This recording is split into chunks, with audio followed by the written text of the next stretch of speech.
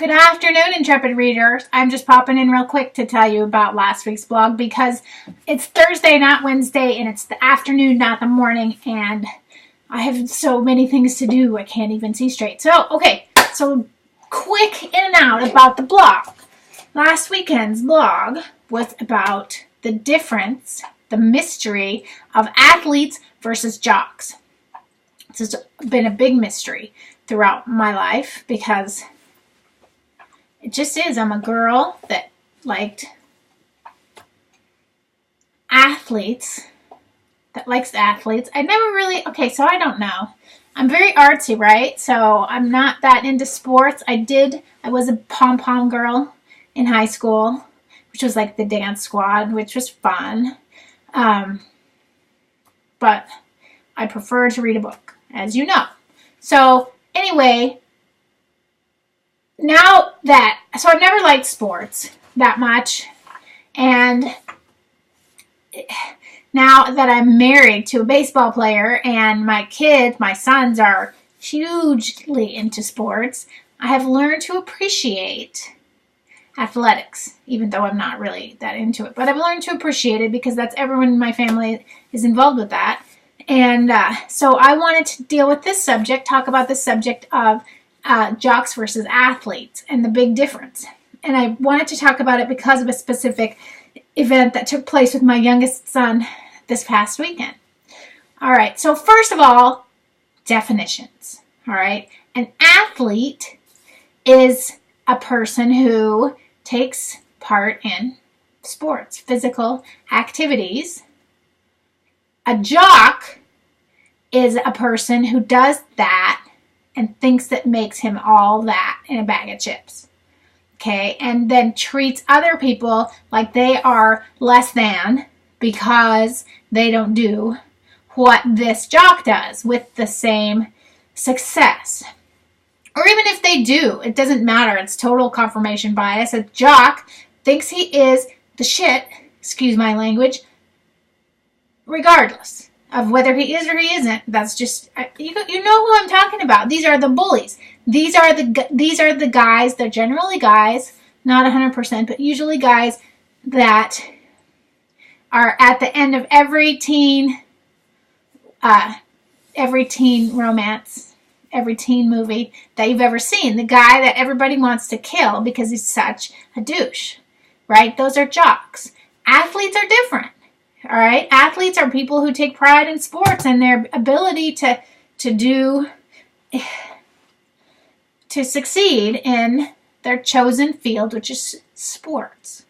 They take pride in their physicality and hopefully their sportsmanship and their ability to have some grace under pressure. That's the difference, athletes and jocks. I put a couple of movies on the blog if you want to look a couple of teen movies scenes just for you to enjoy.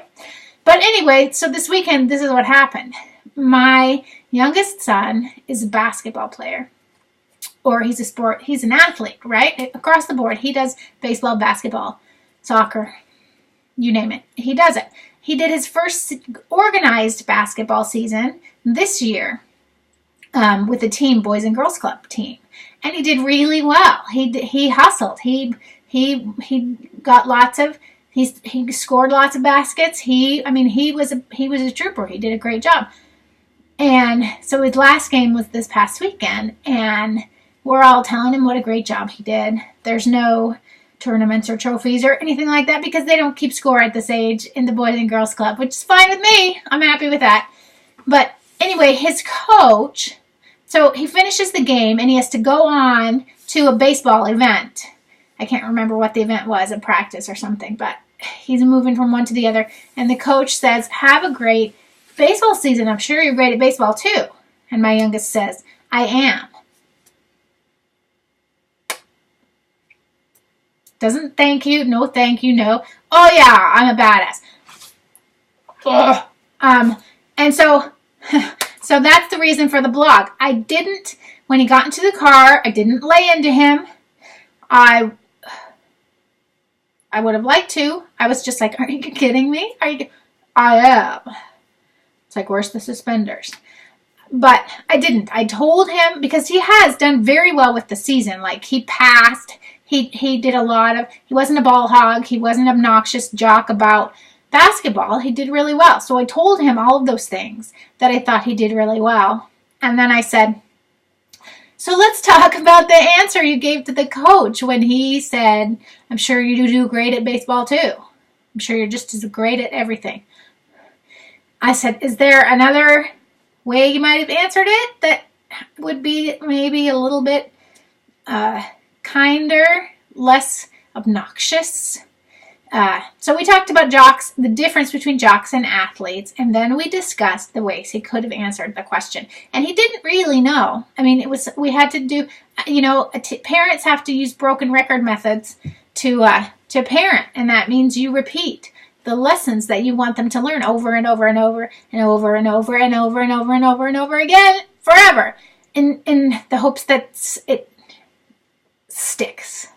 So he said, not sure. So I said, then he's like, so how would you answer? He said, thank you. I said, because he knows that's always a good one. In my book, that's always a good answer. I said, yes, that would be good. Thank you would be good. What else? He's like, he's thinking, I know he can, he's thinking. I said, how about, I hope so, or I will try, or thanks for your belief in me. I'm going to work on that just as hard as I'm working on this. And then my answers got too long and convoluted and I had to stop.